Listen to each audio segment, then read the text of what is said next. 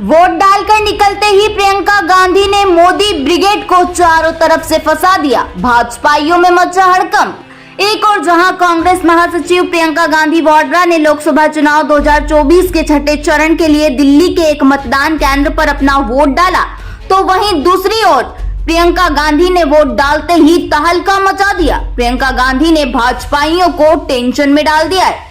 दरअसल प्रियंका गांधी ने कहा कि मेरे प्यारी बहनों, मेरे भाइयों, आपका वोट ही देश का भविष्य तय करता है। आपका एक एक वोट देश में हो रहे अन्याय के खिलाफ पड़ना चाहिए। किसान हो, जवान हो या पहलवान, जिन पर भी अन्याय हुआ उन्हें न्याय दिलाने के लिए वोट कीजिए। आपका एक वोट अन्याय का अंत कर न्याय की स्थापना करेगा। सबसे पहले आप प्रियंका गांधी का ये बयान सुनिए।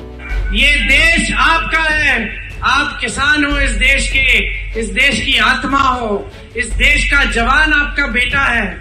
मैं आपकी जो भावना है उसको समझती हूँ, क्योंकि जब आपके बेटे देश के लिए शहीद होते हैं तो आप पीछे नहीं हटते। आप दूसरे बेटे को भी बोलते हैं जाओ, तुम भी जाओ, सरहद पे रक्षा करो देश की। ये आपकी भावना है, ये आपके जज्बात हैं। मैं इस भावना को इसलिए समझती हूँ क्योंकि मैं भी एक शहीद की बेटी हूँ और एक शहीद की पोती हूँ। और अगर मेरे 100 बेटे होते, मैं भी उनको वही कहती जो आप अपने बेटों को कहते हो। तो ये देश आपका है, इस देश की हिफाजत की जिम्मेदारी आपकी है जितनी हमारी है।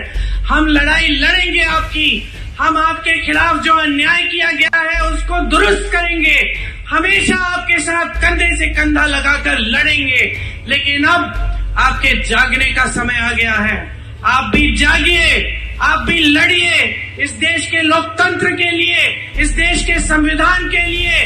सीना तानिए और हिम्मत से जाकर अपना वोट डालिए। इस सरकार को आखिरी बार यहाँ से इस सरकार को आप खदेड़ दीजिए। दरअसल 2024 लोकसभा चुनाव में छठवें चरण की वोटिंग का दौर जारी है। इस फेज में राष्ट्रीय राजधानी दिल्ली की सभी 7 लोकसभा सीटों पर लोग अपने मताधिकार का इस्तेमाल कर रहे हैं। प्रियंका गांधी वाड्रा के बेटे रेहान वाड्रा और बेटी मिराया वाड्रा ने भी इस बार वोट किया।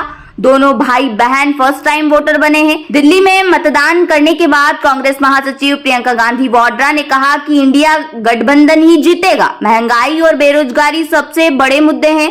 हम अपने गिले शिकवे अलग रखकर संविधान के लिए और लोकतंत्र के लिए वोट दे रहे हैं।